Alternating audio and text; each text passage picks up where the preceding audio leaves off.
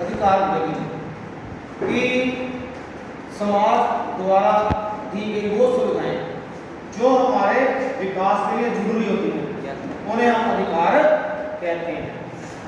ठीक है। और अगर प्रारंभिक अधिकार या मौलिक अधिकार, जो अधिकार संविधान में शामिल हो जाते हैं, जो अधिकार संविधान में शामिल हो जाते हैं उन्हें मौलिक अधिकार या प्रारंभिक अधिकार कहते हैं। ठीक है। और सरकार इन अधिकारों को सुरक्षा भी प्रदान करती है कि कोई भी हमारे जो मौलिक अधिकार नहीं छीन। और कौन कौन से हैं? सबसे पहले समानता का अधिकार। कौन सा अधिकार है? समानता का अधिकार। समानता का अधिकार से मतलब है कि कानून की निगाह में सभी नागरिक बराबर हैं। Yes sir. चाहे वो किसी भी जाति का हो, किसी भी धर्म का हो, किसी भी क्षेत्र का हो, चाहे मेल हो, फीमेल हो या ट्रांसजेंडर हो। ठीक है। तीनों सभी के सभी कानून की निगाह में बराबर है। उसके बाद स्वतंत्रता का अधिकार, आजादी का अधिकार। हमें घूमने फिरने की आजादी है। उसके बाद हमें अपना कोई भी व्यवसाय शुरू करने की आजादी है, अपने विचारों को व्यक्त करने की आजादी है। ठीक है। फिर शिक्षा का अधिकार कि अपनी योग्यता के अनुसार हम कोई भी शिक्षा ले सकते हैं। लेकिन इसका मतलब नहीं है 10th पास नहीं होती मैं को डॉक्टर बनूंगा, इंजीनियर बनूंगा, वो नहीं, अपनी योग्यता के अनुसार, अपनी योग्यता के साथ। फिर धार्मिक स्वतंत्रता का अधिकार कि हमारा देश है धर्मनिरपेक्ष, कि सरकार कानून की निगाह में सभी धर्म बराबर है। हमें ये आजादी है, हम जिस धर्म को जब मर्जी माने तो जब मर्जी छोड़ दें। मेरा दिल करता है मंदिर जाऊँ, मेरा दिल करता है गुरुद्वारा जाऊँ, मेरा दिल करता है मस्जिद जाऊँ, मेरा दिल करता है चर्च जाऊँ, मेरा दिल करता है मैं कहीं ना जाऊँ। धार्मिक स्वतंत्रता। और उसके बाद सांस्कृतिक तथा शैक्षिक अधिकार कि हमें अपनी संस्कृति की रक्षा करने तथा उसका प्रचार करने में भी अधिकार है। इसमें एक अधिकार बाद में 2009 में शामिल किया गया, शिक्षा का अधिकार, RTE, राइट टू एजुकेशन। उसमें कोशिश की जा रही है कि हर बच्चा 8वीं क्लास तक जरूर पढ़े, ताकि हर बच्चा जब समाज में रहते हुए लिखना पढ़ना अच्छी तरह सीख जाए, समाज की समस्याओं को, देश की समस्याओं को कुछ हद तक समझ सके और देश के विकास में अपना योगदान डाल। फिर शोषण के विरुद्ध अधिकार, कोई किसी व्यक्ति का शोषण नहीं कर सकता। जैसे मजदूर है, पहले पहले क्या होता था, मालिक पैसे कम देते थे, काम अधिक करवाते थे। अब मजदूरों की न्यूनतम तनख्वाह वो भी निश्चित कर दी है, उनके काम करने का समय भी निश्चित कर दिया गया। इससे अधिक काम नहीं करवाया जाता। अगर करवाना है तो कुछ ना कुछ एक्स्ट्रा पे करना पड़ेगा। जो बच्चा 15 साल से नीचे है उसे किसी प्राइवेट नौकरी, मतलब जो रिस्क वाली है, जैसे कोयले की खानी होगी या और कोई रिस्की जॉब है, वहां पर उसको नौकर नहीं रखा जा सकता। रखोगे तो कानून का उल्लंघन। इसका मतलब क्या है? शोषण के विरुद्ध अधिकार। फिर उसके बाद संवैधानिक उपचारों का अधिकार। अगर सरकार कोई ऐसा कानून लाती है जिससे हमारे मौलिक अधिकार छीने जा सकते हैं, तो ऐसे कानून के खिलाफ हम सीधा सुप्रीम कोर्ट, सर्वोच्च न्यायालय में अपील कर सकते हैं। और सरकार को अगर अदालत देखेगी कि ये वाकई जो कानून बन रहा है वो हमारे नागरिकों के मौलिक अधिकारों का हनन हो रहा है, उनको छीनने की कोशिश हो रही है, तो जो कानून है, नया कानून आया, उसको अदालत रद्द भी कर सकती है। ठीक है। अब एक बात होती है कि अधिकार तो हमें दे दिए सरकार ने, अब हमारे कुछ फर्ज भी है, कर्तव्य भी है, जो संविधान में अंकित किए गए हैं, लिखे गए हैं, उनको बोलते हैं मौलिक कर्तव्य। उनको बोलते हैं मौलिक कर्तव्य, फंडामेंटल ड्यूटीज। हमारी क्या ड्यूटी है? हम राष्ट्रीय गीत का सम्मान करें। राष्ट्रीय गीत कौन सा है? नहीं, वो राष्ट्रीय गान है वंदे मातरम। राष्ट्रीय गान जन गण मन, राष्ट्रीय ध्वज तिरंगा, राष्ट्रीय चिन्ह जो हमारे शेरों का स्तंभ बना था, हम इसका सम्मान करें। एक छोटी सी बात है कि जैसे राष्ट्रीय गान स्कूल में होता है, हम खड़े हैं, ये क्या उसकी इज्जत है। ये नहीं होता कि हम बैठे रहते उसकी इज्जत नहीं होती, लेकिन क्या होता है एक इज्जत होती है। जैसे हमारे घर में कोई बड़ा आता है, हम उसको पहले ना करते हैं, अगर ना करें उसकी उम्र कम होती है, नहीं होती, लेकिन क्या हम इज्जत करते हैं। हम घर में एक सब्जी बनाते हैं, लेकिन अगर मेहमान आता है हम 2 सब्जियां बनाते हैं, एक्स्ट्रा डिश भी बनाते हैं ना, क्यों? इज्जत, क्यों है? इज्जत है।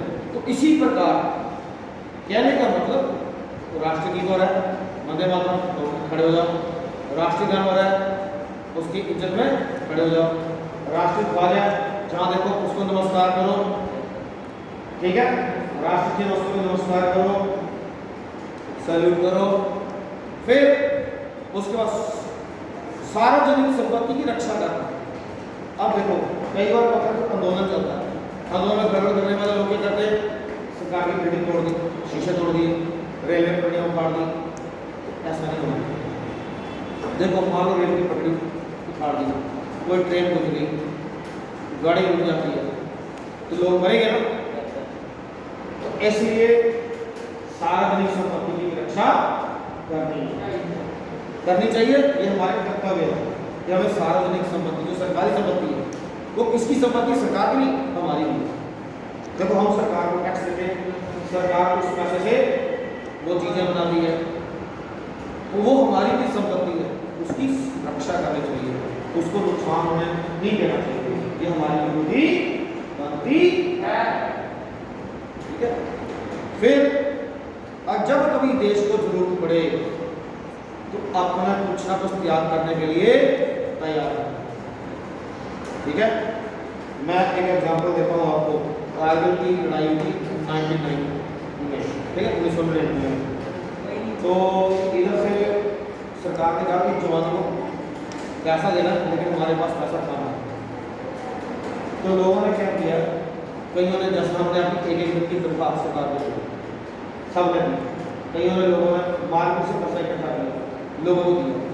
मैं उस वक्त 8 से 20 का चार्ज था, तो मैंने बोला कि बेटा फीस के अलावा मिनिमम 20 रुपीज़ इसकी आप ऊपर आप इश्यू। तो लोगों ने, कईयों ने 20 दिए, 50, 100, एक लड़का 200 रुपये लेके आया। तो मैंने कहा 200 रुपये कैसे लेके आया?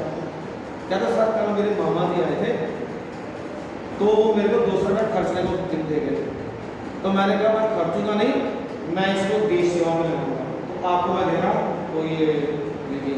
तो मैंने उसकी कलेक्ट करवाई, फिर 200 रुपये मैंने उसको प्रिंसिपल शुरू करके मैं उनके पास लेके गया कि सर इस बच्चे ने ऐसा किया। दोनों भी खड़े होकर उनको आशीर्वाद दिया।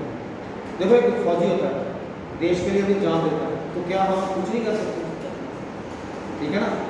इसी प्रकार और फिर अपनी और कर्तव्य अनुशासन में रहना, अनुशासन की रक्षा करना, अनुशासन में रहना। जैसे हम सड़क पर जा रहे हैं तो हमें सड़कों के नियमों का पालन करना चाहिए। हम कहते हैं एक्सीडेंट हो गया, एक्सीडेंट हो गया, तो एक्सीडेंट क्यों होते हैं?